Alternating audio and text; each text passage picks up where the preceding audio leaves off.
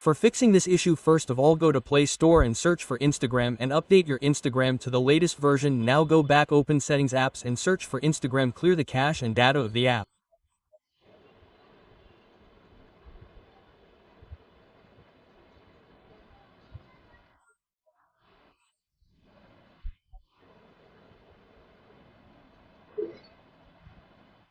This will definitely solve your issue.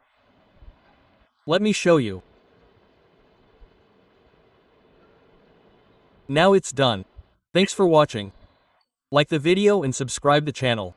Have a nice day.